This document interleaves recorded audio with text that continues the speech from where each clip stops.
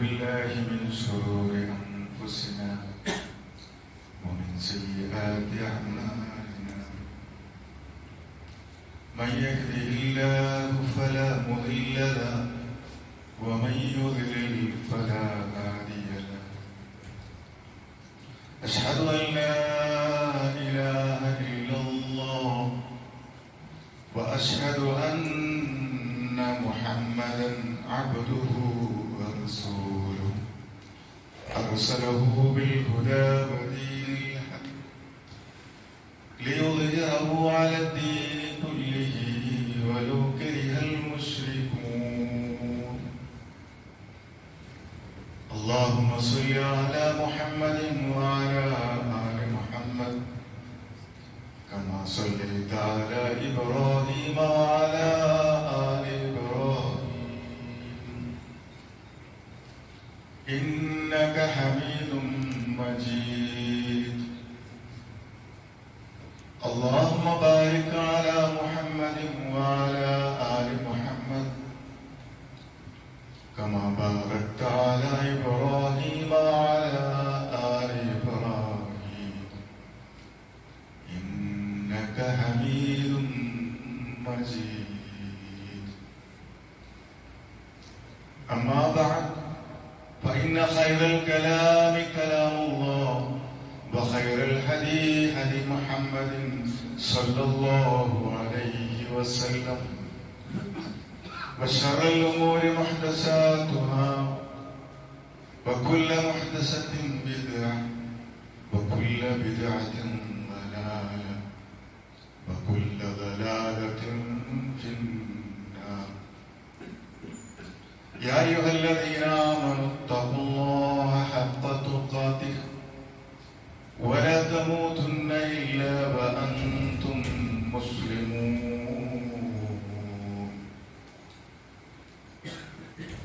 أعوذ بالله من الشيطان الرجيم بسم الله الرحمن الرحيم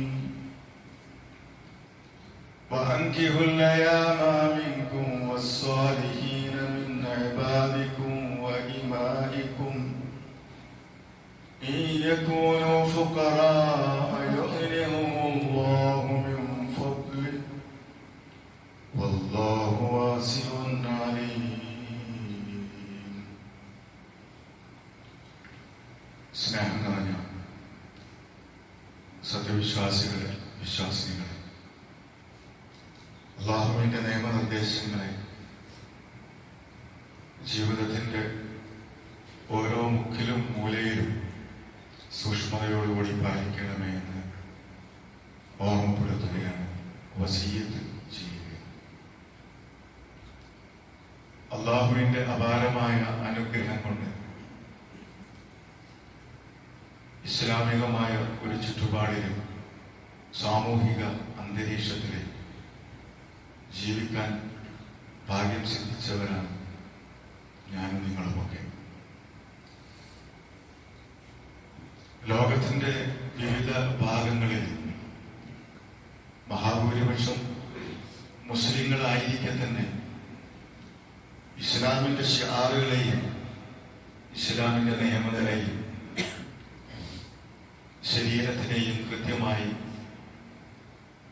ആ രാജ്യത്ത് നടപ്പാക്കാൻ സാധിക്കാത്ത, അല്ലാഹുവിന്റെ ദീനിൽ നിന്നും അകന്ന്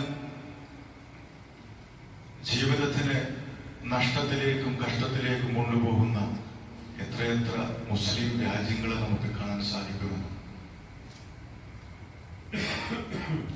പക്ഷെ നമുക്ക് വൈജ്ഞാനികമായ ഒരു അന്തരീക്ഷമുണ്ട്. പ്രത്യേകിച്ച് മലപ്പുറം ജില്ലയിലെ ഈ ഒരുപാട് പൂർവസൂരികൾ കടന്നുപോയ നിങ്ങളുടെ മഹല്ല് പോലെയുള്ള സ്ഥലങ്ങളിലൊക്കെ. അതുകൊണ്ട് തന്നെ അല്ലാഹുവിന്റെ റസൂൽ സൂചിപ്പിച്ചതുപോലെ പലപ്പോഴും തൗഹീദ് നമ്മുടെ കയ്യിലുണ്ട്. അല്ലാഹു അതിൽ നമ്മൾ തെറ്റിച്ച് കളയാതിരിക്കട്ടെ. പക്ഷെ ജീവിതത്തിൽ പലപ്പോഴും നമ്മൾ നിരാശപ്പെടുകയും സങ്കടപ്പെടുകയും ഒക്കെ ചെയ്യാൻ ഒരുപാട് കാരണങ്ങൾ നമ്മുടെ ജീവിതത്തിൽ നമുക്ക് കാണാൻ സാധിക്കും. അള്ളാഹുവിന്റെ ദീൻ എന്ന് പറഞ്ഞാൽ പെർഫെക്റ്റ് ആണ്.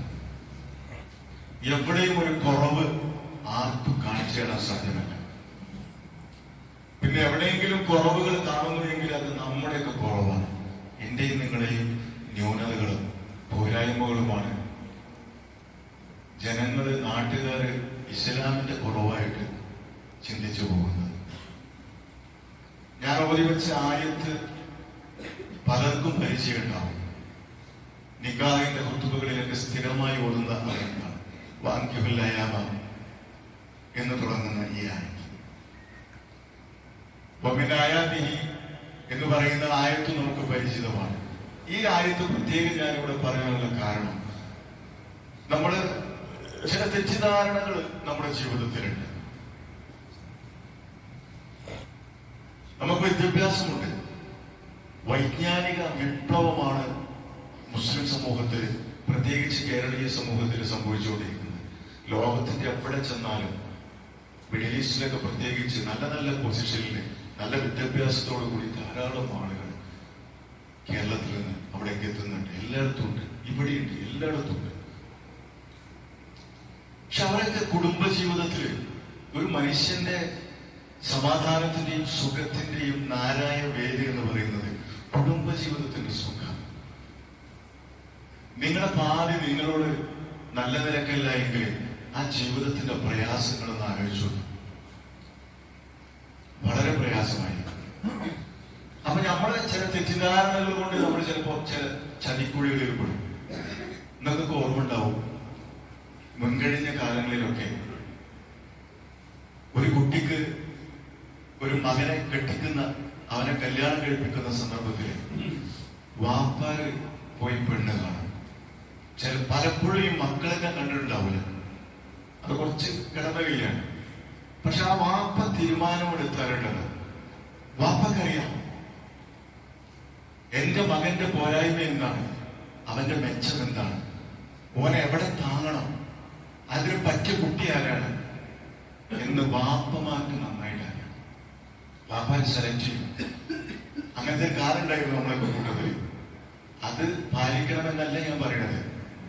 ആ വാപ്പാരെ സെലക്ട് ചെയ്ത പെണ്ണുങ്ങളെ കൂടെ ജീവിച്ചിട്ട് ഇന്നേ വരെ ഒരു പരാജയവും ഇല്ലാതെ സുഖത്തില് ധാരാളം മക്കളും ബർക്കത്തും അവർക്ക് അല്ലാഹു പ്രദാനം ചെയ്തിട്ടുണ്ട്.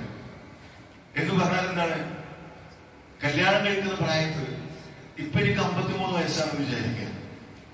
ഞാൻ കല്യാണം കഴിക്കുന്ന പ്രായത്തിൽ എനിക്ക് 23, 24 വയസ്സാണ്.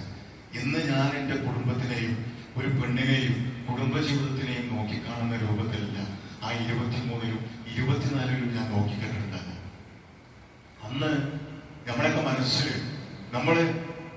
നമ്മുടെ എന്താണ് ഈമാനികമായ പരിവേഷത്തിനപ്പുറത്ത് നമ്മുടെ ശാരീരികമായ സൗന്ദര്യത്തിന്റെയും സുഖത്തിന്റെയും പിന്നാലെ നമ്മൾ പോകും. സ്വാഭാവികമാണ്, ആരും നമ്മൾ കുറ്റം പറയാൻ പറ്റില്ല. അങ്ങനെ എല്ലാവർക്കും സംഭവിക്കുന്നതാണ്. അവർ ചൊർക്ക് മാത്രം നോക്കുന്ന ആൾക്കാരുണ്ടാവും, പൈസ മാത്രം നോക്കുന്ന ആൾക്കാരുണ്ടാവും. അതാണ് റസൂൽ വിശദീകരിക്കുന്നുണ്ടല്ലോ 4 കാര്യത്തിനു വേണ്ടി സ്ത്രീകൾ വിവാഹം ചെയ്യപ്പെടുന്നത്. ഞാനതിന്റെ ഹദീസിലേക്കൊന്നും പോകുന്നില്ല. ഇതൊന്നും വേണ്ടതല്ലെന്നാണ് റസൂല് പറയുന്നത്. പക്ഷെ അവസാനം പറഞ്ഞത് എന്ന് പറഞ്ഞല്ലോ, ദീനിന്റെ ദാത്തിലേക്ക് മടങ്ങണം എന്ന് പറഞ്ഞല്ലോ, ദീന് വേണം എന്ന് പറഞ്ഞല്ലോ. എന്താ ദീന് വളർന്നാല് പൈസ ഉള്ളവർക്ക് ദീന് വേണ്ടേ, സൗന്ദര്യമുള്ളവർക്ക് ദീന് വേണ്ടേ, തറവാടിത്തമുള്ളവർക്ക് ദീന് വേണ്ടേ, എല്ലാവർക്കും ദീന് വേണം. ഇതൊക്കെ ഉണ്ടെങ്കിലും എന്താണ് പ്രാമുഖ്യം ദീനിനായിരിക്കണം. അതാ റസൂലുള്ളാഹി സ്വല്ലല്ലാഹു അലൈഹി വസല്ലം പറഞ്ഞത്. അപ്പൊ നമ്മൾ ആലോചിക്കേണ്ടത് ഇന്നത്തെ തലമുറയോടാണ് എനിക്ക് പറയാനുള്ളത്. ഇപ്പൊ കല്യാണം കഴിക്കാൻ പോകുന്ന കുട്ടികളോട് പറയണത്, അവരുടെ രക്ഷിതാക്കളോട് പറയണത് എന്താ അറിയോ, ഇവിടെ ഞാൻ ഓതി വെച്ച ആയത്ത് നിങ്ങൾ കേട്ടതാണ്, പലവരും നിങ്ങൾ കേട്ടതാണ്. എന്താ അല്ലാഹു നമ്മളോട് കൽപ്പിക്കുന്നത്? എന്ന്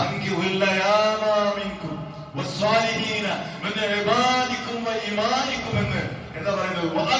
എന്നാ പറയുന്നത് ഓർഡറാണ്, കമാൻഡാണ്, ഇംപറേറ്റീവ് മൂഡിൽ നമ്മോട് പറയുന്നത്. അള്ളാഹു നമ്മോട് കൽപ്പിക്കുകയാണ്, അവിവാഹിതർ നിങ്ങൾ കല്യാണം കഴിച്ചു വയ്ക്കുന്ന പറയുന്നത്. എന്തായി നിങ്ങൾ മനസ്സിലാക്കേണ്ടത്? അവിവാഹിതരൊക്കെ സ്വന്തം പോയി കണ്ടുപിടിച്ചിട്ട് കല്യാണം കഴിക്കലല്ല ഇസ്ലാം പറയുന്ന നിയമം. അങ്ങനെ ഒരു സ്വാതന്ത്ര്യം ഇസ്ലാം നൽകുന്നില്ല. നിങ്ങൾ കാണണം, നിങ്ങൾക്ക് ഇഷ്ടപ്പെടണം, മനസ്സിനെ ഉൾക്കൊള്ളാൻ സാധിക്കണം, അതൊക്കെ അംഗീകരിക്കുന്നു. പക്ഷെ എന്താണ്, ഞാന് ഒന്നിനാത്രം ബോധിരിക്കുന്നു, അതുകൊണ്ട് ഞാൻ തന്നെ തീരുമാനിക്കുമെന്ന ആ സർവതന്ത്ര സ്വാതന്ത്ര്യം ഇസ്ലാമിന്റെ ശരീഅത്തിലില്ല. വാങ്ങിക്കൊല്ലയാമാവിൽക്കും, നിങ്ങളിലെ അവിവാഹിതരെ നിങ്ങൾ വിവാഹം കഴിച്ചു കൊടുപ്പിക്കും എന്നാ പറയുന്നത്. ബാധിക്കും നിങ്ങളുടെ സ്വതന്ത്രരായ ആളുകൾ, അടിമകളായ ആളുകൾ, അതിലേക്ക് സ്വാധീനങ്ങളായ ആളുകൾ, ആ ചെറുപ്പക്കാർക്ക് നിങ്ങൾ വിവാഹം കഴിച്ചു കൊടുക്കുന്ന പറയുന്നത്. എന്നിട്ട് രണ്ടാമത്തെ നമ്മളെ തെറ്റിദ്ധാരണ കൂടി പരിശുദ്ധ ഖുർആനിലൂടെ പൊളിച്ചെഴുതാണ്. ഈ എന്താ പലപ്പോഴും നമ്മുടെ നാട്ടുമ്പുറത്തൊക്കെ നമ്മളെന്താ പറയല്, സാമ്പത്തികമായിട്ടില്ല, സാമ്പത്തിക ആകണ്ടെന്നൊന്നും പരിശുദ്ധ ഖുർആൻ പറയില്ല. ഈ യക്കൂനു, ഇനി അങ്ങനെയാണെങ്കിൽ എങ്ങനെ? ഈ യക്കൂനു ഫുഖറാ, അവർ ദരിദ്രരാണ് എങ്കിൽ ആ ദാരിദ്ര്യത്തിന്റെ പേരിൽ അവിവാഹിതരായി കടന്നു പോകേണ്ട ആവശ്യമില്ല. എന്താ പറയുന്നത്? അള്ളാഹു അവർക്ക് സമ്പത്ത് നൽകും, അവരെ ധന്യരാക്കും. എന്നെയും നിങ്ങളെയും ഇവിടെ സമ്പത്തുള്ളവരെയും എന്തൊക്കെ നമുക്ക് നൽകിയിട്ടുണ്ടോ അതൊക്കെ പടച്ച തമ്പുരാൻ നൽകിയതാ, സംശയമില്ലല്ലോ. അവർക്കും അള്ളാഹു കൊടുക്കുമെന്നാ പറയുന്നത്. മിൻ ഫദ്ലിഹി, അവന്റെ അപാരമായ ഔദാര്യത്തിൽ നിന്ന് പടച്ചോ കൊടുക്കും. നമ്മൾ ബേജാറാകണ്ട. വല്ലാഹു വാസിഉൻ അലീം, അള്ളാഹു എല്ലാം വളരെ വിശാലമായി സൂക്ഷ്മമായി കൃത്യമായി നമ്മുടെ ഏടുകളെ കുറിച്ച് വിവരമുള്ളവനാണ്. നമ്മുടെ നാളെയെ സംബന്ധിച്ച് വിവരമുള്ളവനാണ്. നമ്മളെ സൃഷ്ടിച്ച പടച്ച തമ്പുരാൻ, അവന്റെ കയ്യിൽ നമ്മുടെ എല്ലാ ബ്രോഷറും ഉണ്ട്, എല്ലാ ഡീറ്റെയിൽസും ഉണ്ട്. അതുകൊണ്ട് വിവാഹം കഴിപ്പിച്ചു കൊടുക്കാനാണ് പറയുന്നത്. അതുകൊണ്ട് സഹോദരന്മാരെ നമ്മൾ മനസ്സിലാക്കേണ്ടത് അറിയും, വിവാഹം എങ്ങനെ നടത്തേണ്ടത് കുടുംബക്കാരെ കണ്ടെത്തി ഉണ്ടാക്കി കൊടുക്കണം. അവർക്ക് ഇഷ്ടപ്പെട്ടവരെ പറയണ്ടെന്നല്ല പറയുന്നത്, അതൊക്കെ അതിന്റെ എന്തൊരു ഭാഗമാണ്.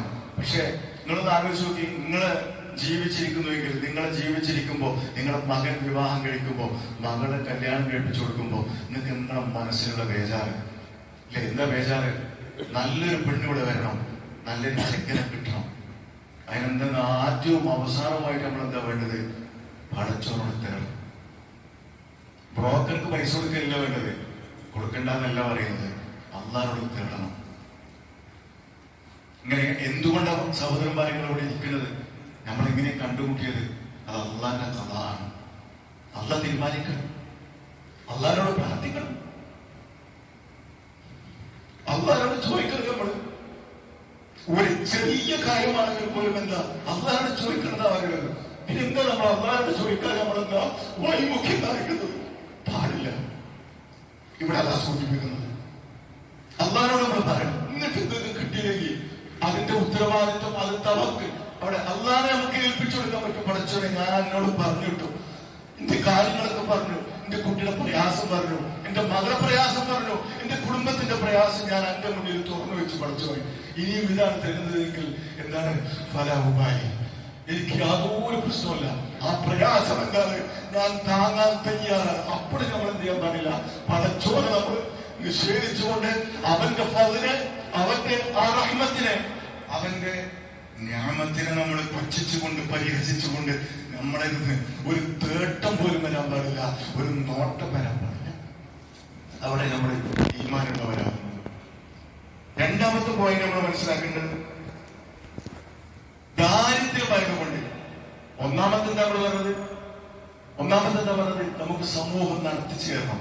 ഒരുപാട് ഉദാഹരണങ്ങൾ നിങ്ങളുടെ മുന്നിലിട്ട് സഹോദരന്മാരെ. ഒറ്റക്ക് പോയി കൊണ്ടിട്ട ആൾക്കാർ, ചാടിപ്പോയ ആൾക്കാർ, സർവ്വസാധാരണ മതത്തിന് പുറത്തേക്ക് പോയ ആൾക്കാർ, നല്ല വിദ്യാഭ്യാസം കൊടുത്ത് ഇവിടുന്ന് ബാംഗ്ലൂരിലേക്ക് പറഞ്ഞയക്കുന്ന അല്ലെ, നല്ല വിദ്യാഭ്യാസം കിട്ടാൻ വേണ്ടി ചെന്നൈയിലേക്ക് പറഞ്ഞയക്കുന്ന, ബാംഗ്ലൂരിലേക്ക് പറഞ്ഞയക്കുന്ന, വിദേശങ്ങളിലേക്ക് പറഞ്ഞയക്കുന്ന, ഉസ്ബെക്കിസ്ഥാനിലേക്കും മറ്റു പല സ്ഥലങ്ങളിലേക്കൊക്കെ എന്താ MBBS പറഞ്ഞയക്കുന്ന എത്ര കുട്ടികൾ നമ്മളെ കൂട്ടത്തിലുണ്ട്.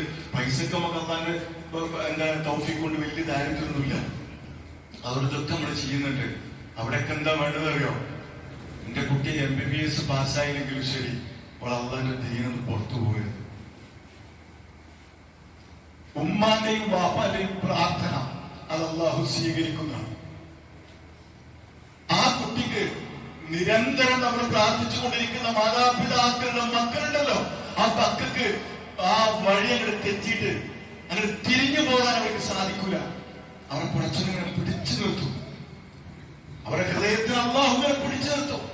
ദുനിയാവിന്റെ എന്തൊക്കെ വിളികൾ ഉണ്ടായാലും ശരി, ശരീരത്തിന്റെ എന്തൊക്കെ വിളികൾ ഉണ്ടായാലും ശരി, അവരെ പിടിച്ചു നിർത്തും മാതാപിതാക്കളുടെ പ്രാർത്ഥന കൊണ്ടാണ്. അള്ളാഹുവിന്റെ ഉള്ള തേട്ടം അവിടെ മാറ്റി വെക്കാൻ പാടില്ല. അപ്പൊ രണ്ട് കാര്യങ്ങൾ നമ്മൾ സൂചിക്കുന്ന. ഇനി മറ്റൊന്ന് എനിക്ക് സൂചിപ്പിക്കാനുള്ളത്, ഇതുമായിട്ട് നമ്മൾ ബന്ധപ്പെട്ട് സംസാരിക്കുമ്പോൾ നമ്മള് വിവാഹ കുത്തുകൾക്ക് നിങ്ങൾ ഇഷ്ടം പോലെ കേൾക്കുന്നതാണ്. നമ്മൾ പലപ്പോഴും ശ്രദ്ധിക്കാതെ പോകുന്ന ഒരു കാര്യമാണ് ഇപ്പൊ ഞാൻ സൂചിപ്പിച്ചത്. അതുപോലെ തന്നെ ഒരുപാട് സൗകര്യങ്ങളൊക്കെ നമുക്ക്. ഞാൻ വർഷങ്ങൾക്ക് മുമ്പ് ഈ പള്ളിയിൽ വന്നിട്ടുണ്ട്. AC ഒന്നുമില്ല. അങ്ങനത്തെ പല മുഖങ്ങളും എന്റെ മനസ്സിലുണ്ട്. അവരൊന്നും ഇപ്പൊ നമ്മുടെ കൂട്ടത്തിലില്ല. അവരാണ് ഈ പള്ളി ഉണ്ടാക്കിയ ആൾക്കാർ, ഇതിനുവേണ്ടി പ്രവർത്തിച്ച ആൾക്കാർ. അള്ളാഹുവിനായ പ്രതിഫലം നൽകുമാറാകട്ടെ. ഞാൻ സൂചിപ്പിച്ചത്, നമുക്ക് വിദ്യാഭ്യാസം കൂടിയപ്പോ ദീനിന്റെ നെസ് നമ്മുടെ ഹൃദയത്തിൽ നിന്ന് ഇങ്ങനെ ഇറങ്ങിപ്പോയത് നമ്മളൊന്ന് ആലോചിച്ചു. പുറത്ത് പലതുണ്ട്, നല്ല താഴെയുണ്ട്, മറ്റു പലതുണ്ട്, ആളുകൾക്കൊക്കെ വേണ്ടതാണ്. പക്ഷെ ദീനിന്റെ നെസ് ഹൃദയത്തിൽ നിന്ന് ഇറങ്ങിപ്പോയത് എന്താ പറയാൻ കാരണം എന്നറിയോ?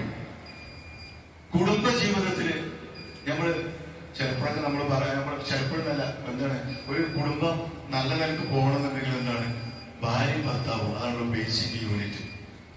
ആ യൂണിറ്റ് ഏറ്റവും ഇമ്പത്തോടു കൂടി ചേരുന്നതായിരിക്കണം എന്നുള്ള കാര്യത്തിൽ സംശയമൊന്നുമില്ല. എന്ന് പറഞ്ഞാല് നമ്മൾ അതിന്റെ ഭാഗമായിട്ട് പറയും, ഒക്കെ തുറന്നു പറയും. നമ്മൾ ഭർത്താവിനോടൊക്കെ തുറന്നു പറയും, ഭാര്യയോടൊക്കെ തുറന്നു പറയും, മനസ്സ് തുറന്നു പറയും. അതിന്റെ കൂട്ടത്തിൽ സംഭവിക്കുന്ന ഒരു ആപത്തുണ്ട്. عن أبي سعيد الخدري رضي الله عنه قال رسول الله صلى الله عليه وسلم إن من أشر الناس عند الله منزلة يوم القيامة الرجل يفضي إلى المرأة وتفضي إليه ثم ينشر سرها. ഫ്രണ്ട്ഷിപ്പിന്റെ പേരിൽ, ബന്ധത്തിന്റെ പേരിൽ നമുക്ക് കുടുംബത്തിന്റെ ഭാര്യക്കും ഭർത്താവും അവരുടെ ഒരു സീക്രട്ട്, അവരുടെ രഹസ്യം.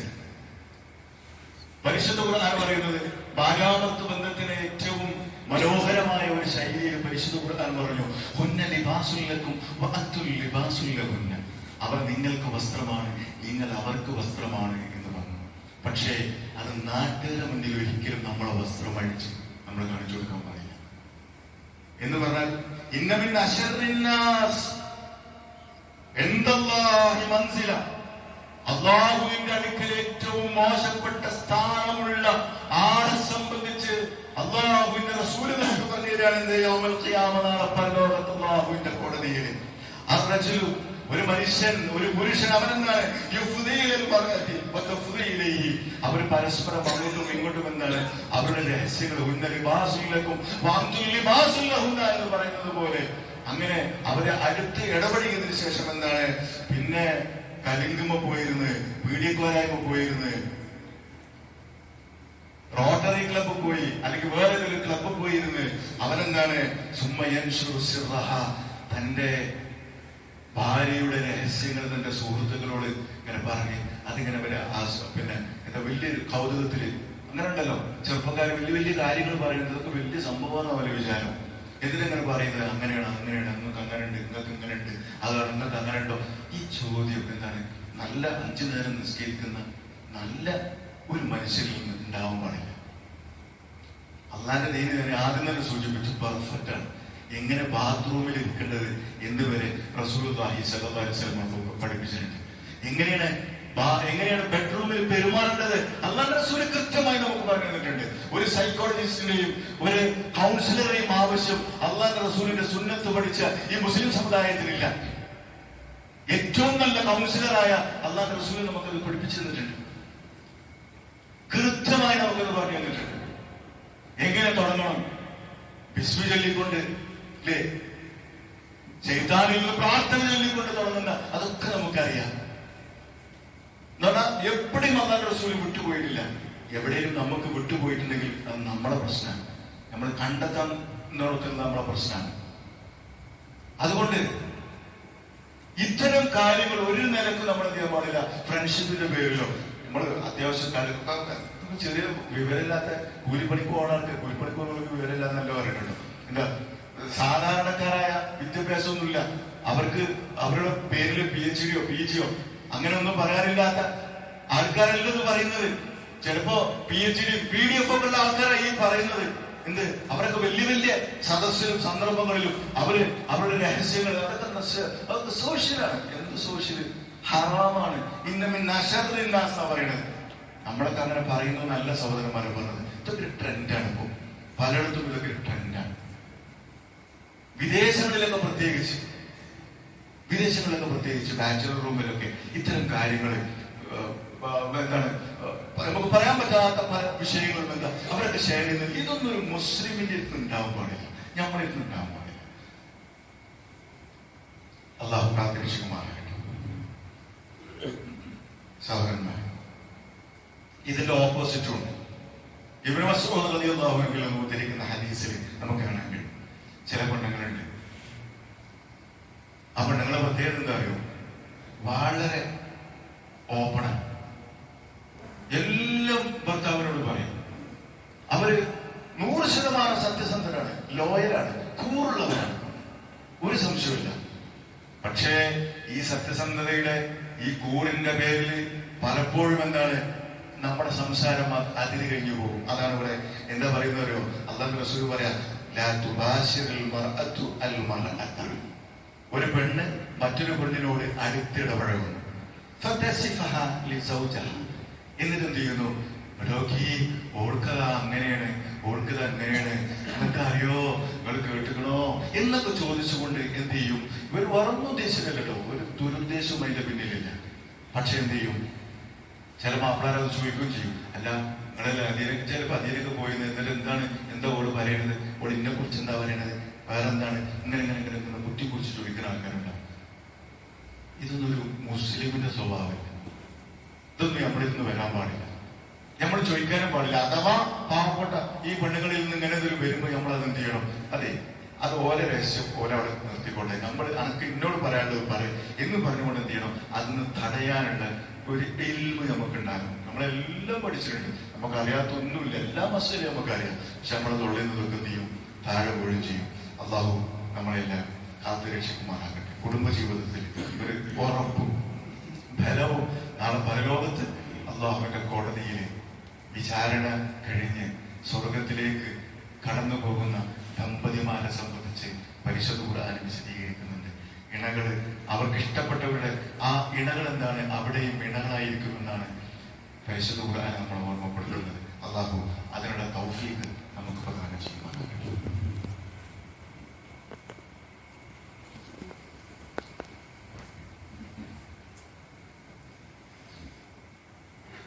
അൽഹംദുലില്ലാഹ് വസ്സലാത്തു വസ്സലാമു അലാ റസൂലില്ലാഹി വഅലാ ആലിഹി വസഹ്ബിഹി അജ്മഈൻ. അമ്മാ ബഅദ്. സത്യവിശ്വാസികളെ, വിശ്വാസികളെ, അള്ളാഹുവിന്റെ നിയമനിർദ്ദേശങ്ങളെ സൂക്ഷിക്കണമേ എന്ന് ഓർമ്മപ്പെടുത്തുകയാണ്, വസിയ്യത്ത് ചെയ്യുകയാണ്. ഒരു മുസ്ലിമിനെ സംബന്ധിച്ചിടത്തോളം അന്നബിയു ഔലാ ബിൽ മുഅ്മിനീന മിൻ അൻഫുസിഹിം.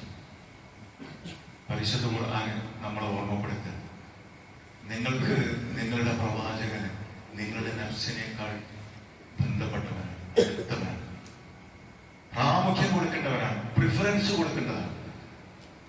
ഞാൻ എനിക്കാണോ പ്രിഫറൻസ് കൊടുക്കേണ്ടത്, അള്ളാഹുവിന്റെ റസൂലിനാണോ പ്രിഫറൻസ് കൊടുക്കേണ്ടത്?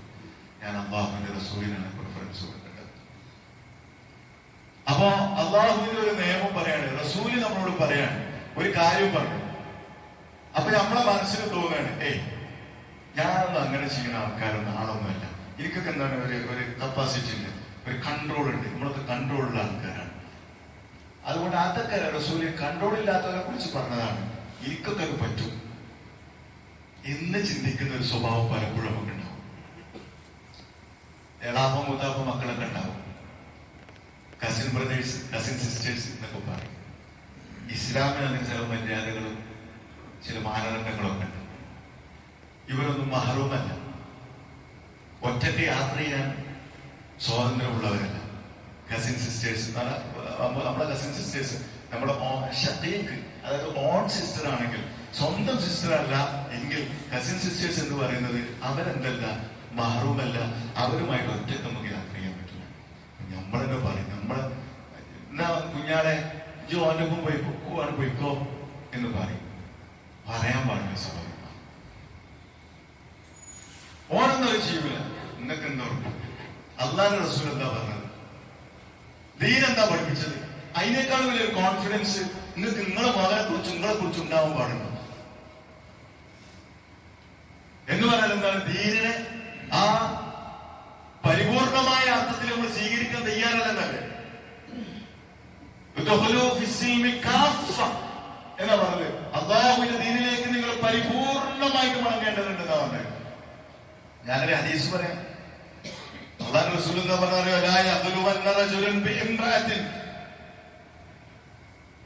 ഒരു കാരണവശാലും ഒരാണും പെണ്ണും തനിച്ചാവാൻ പാടില്ല. അങ്ങനെ ആയാലോ എന്നാ മൂന്നാമത്തെ ആൾ ആരായിരിക്കും? ശൈത്താനാണ്. പക്ഷെ നമ്മൾ ഒരേ അങ്ങനൊന്നുമില്ല, നമ്മുടെ സഹപ്രവർത്തകയാണ്, നമ്മുടെ കൂടെ ജോലി ചെയ്യുന്നവളാണ്, നമ്മുടെ കുടുംബക്കാരിയാണ്. നമുക്ക് അങ്ങനെയൊന്നുമില്ല എന്ന് പറഞ്ഞ് നിങ്ങൾ ഒറ്റക്കാലത്ത് അവസ്ഥ ഉണ്ടാക്കാൻ പാടില്ല എന്ന് റസൂൽ പറഞ്ഞാല് പിന്നെ നിങ്ങളാണ് തീരുമാനിക്കുക. എന്ത്? ഞങ്ങൾക്കൊന്നും കുഴപ്പമില്ല, ഞങ്ങളൊക്കെ കണ്ടോളില്ല, നമ്മളെ മോളൊക്കെ പഠിച്ചല്ലേ, നമ്മൾ പഠിച്ചതല്ലേ. ചെയ്താനും പഠിച്ചവും പഠിച്ചാലും ഒരു വിഷയമൊന്നുമില്ല. ആരും ചാരിക്കും ചെയ്താൻ. അബുൽ ബഷർ ആദം അലൈഹി ഇസ്ലാമിനെ ചാടിച്ചവരാണ് അല്ലെ? ആരെ ചാടിക്കാത്തത്? എത്രയെത്ര ചരിത്രം നമുക്ക് പറയാൻ കഴിയും. അപ്പൊ എപ്പോഴും നമ്മൾ എന്താ വേണ്ടത് അറിയോ? എന്താ വേണ്ടത്? നമ്മളെക്കാൾ കോൺഫിഡൻസ് നമുക്ക് അള്ളാഹുവിന്റെ റസൂൽ പറഞ്ഞിട്ടുണ്ടാകണം. അപ്പോഴേ ദീൻ നമുക്ക് പരിപൂർണമായ രൂപത്തിൽ നമ്മുടെ മനസ്സിലേക്ക് കയറുള്ളൂ. അള്ളാഹു സുബ്ഹാനഹു വ തആല ആ രീതിയിലേക്ക് നമ്മുടെ ജീവിതത്തെ നമുക്ക് മാറ്റി തരുമാണ്.